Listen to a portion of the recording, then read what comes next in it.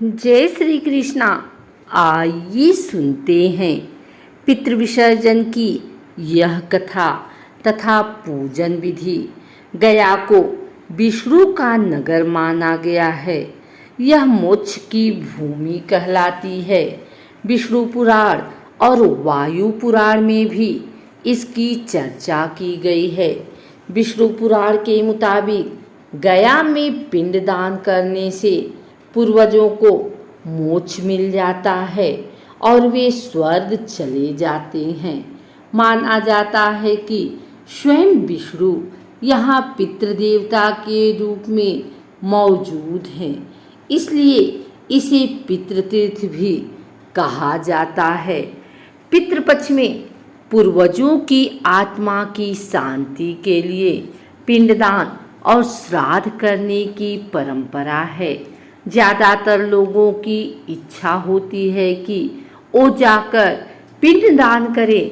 हिंदू मान्यताओं के अनुसार पिंडदान मोक्ष प्राप्ति का एक सहज और सरल मार्ग है।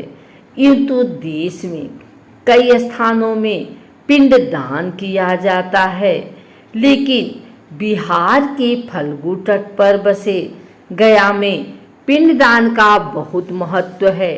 कहा जाता है कि भगवान राम और सीता जी ने भी राजा दशरथ की आत्मा की शांति के लिए गया में ही पिंडदान किया था।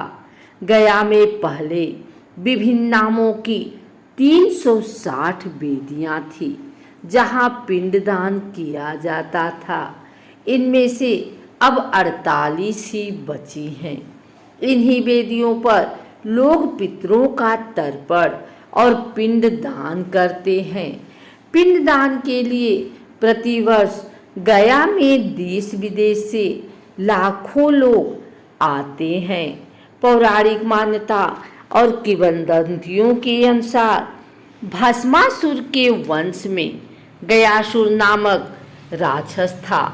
कठिन तपस्या कर ब्रह्मा जी से वरदान मांगा था कि उसका शरीर देवताओं की तरह पवित्र हो जाए और लोग उसके दर्शन मात्र से पाप मुक्त हो जाएं।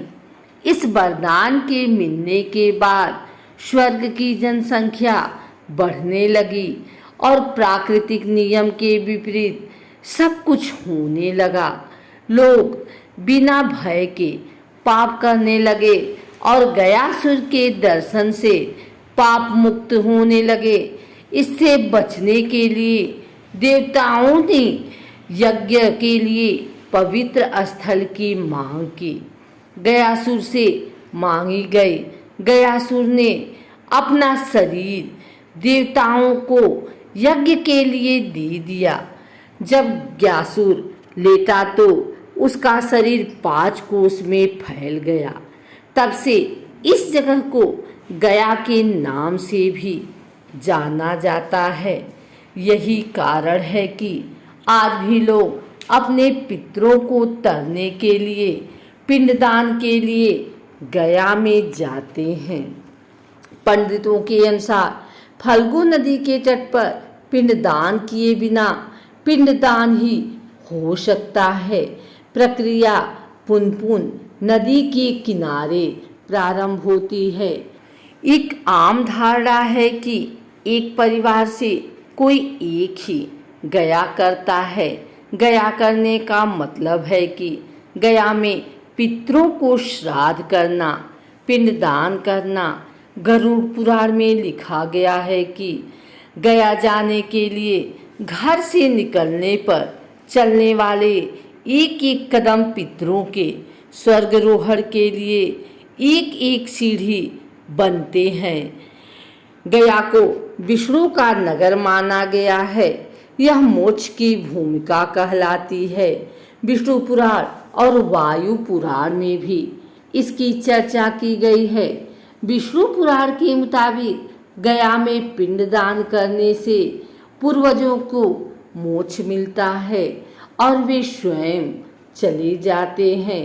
माना जाता है कि पितृपक्ष कहा जाता है गया को मोक्षस्थली भी कहा जाता है।